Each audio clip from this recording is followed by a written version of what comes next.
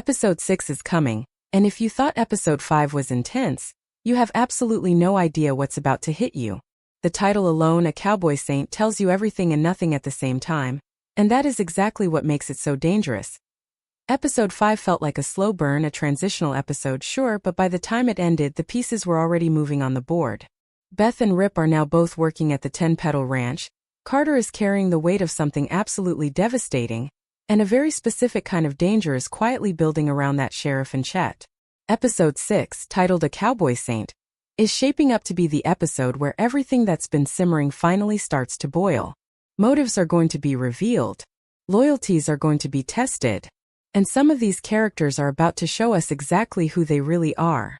Let's start with Beth, because honestly, she is always the most interesting person in any room she walks into. In Episode 5, she didn't just casually show up at 10-Petal. She did her homework first. Deep, thorough, serious research into 10-Petal's history, its legacy, its operations, every detail she could find. And then, armed with all of that knowledge, she walked up to Bula and offered her services. Now at first, it genuinely looked like Beth wanted to contribute, maybe even help the family in some real way. But that's not what's happening here, not even close. Beth revealed the truth herself. She's there to collect information. Every conversation, every interaction, every small detail she sees and hears, she's storing all of it. Beth knows something is deeply wrong with Bula and the entire 10-Petal operation. She can feel it. And Beth Dutton does not walk into a situation she doesn't fully understand without making sure she always has the upper hand. Rip, on the other hand, isn't exactly thrilled about this. He doesn't seem supportive of her decision, and honestly, you can see it on his face. But here's the thing about Rip and Beth, that's just not how their relationship works. Rip isn't going to tell Beth what to do. He never has and he never will. He'll carry his concerns quietly, keep his eyes open, and show up when she needs him. That's who he is. In Episode 6, expect to see both of them spending even more time inside 10-Petal, getting deeper into the world there, watching people, reading the room, and picking up on every single thing that feels even slightly off. Beth is building something. A case, a plan, a strategy, we don't know exactly what yet. But she is absolutely building something, and 10-Petal has no idea what just walked through their front door. Now let's talk about Chet, because Rip dealt with him quickly and decisively. The moment Rip arrived at 10-Petal, he clocked Chet as a problem, a pain in the ass who had no business being there, and he fired him. Clean and simple. But here's where it gets really interesting. That is not the end of Chet's story. Not even close. After getting fired, Chet went straight to Haken and he was furious. You could feel the rage coming off of him. And look, under different circumstances, maybe you could find a small reason to sympathize with the guy. But Chet makes that nearly impossible because he is just so relentlessly unbearable. What really stood out though, what actually stopped me cold, was one specific line Chet dropped during that conversation. He looked at Haken and said, "I didn't forget about your cattle." That line was not throwaway dialogue.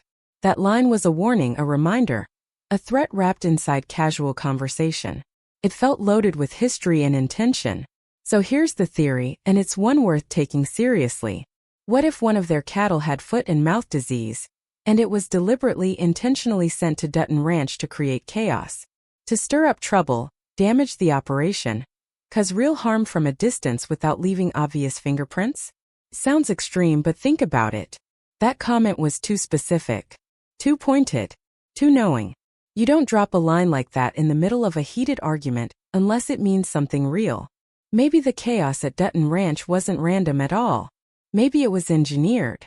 And if that theory is right, then Chet and whoever is pulling his strings are far more calculated and far more dangerous than they've been given credit for.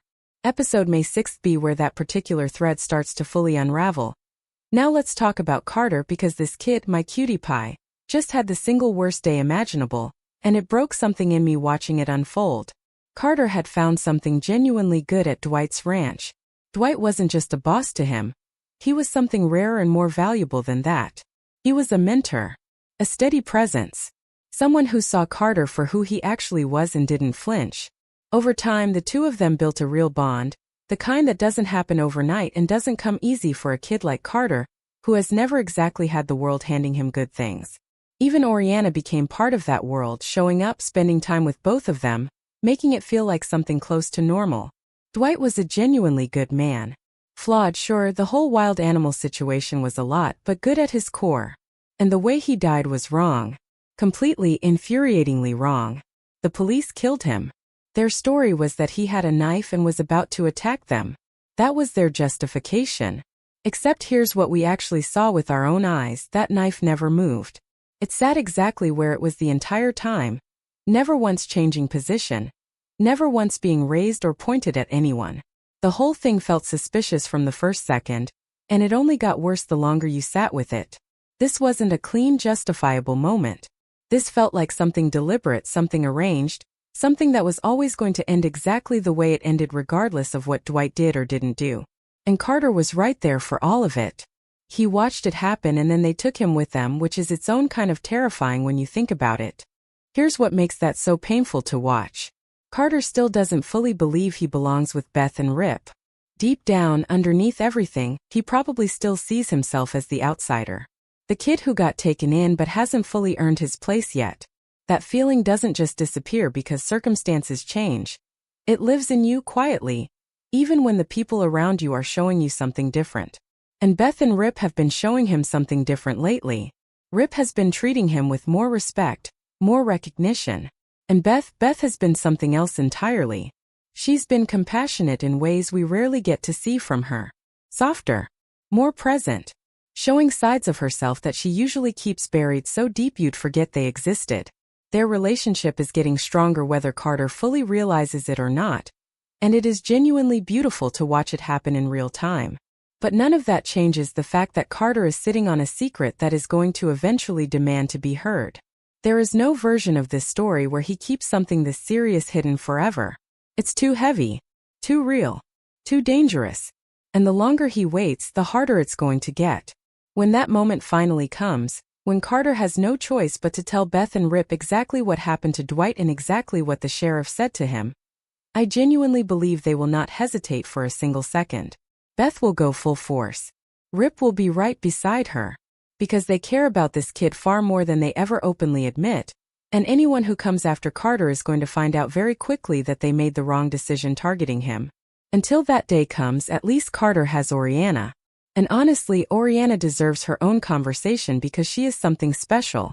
Wild and fearless and completely unpredictable in the best possible way.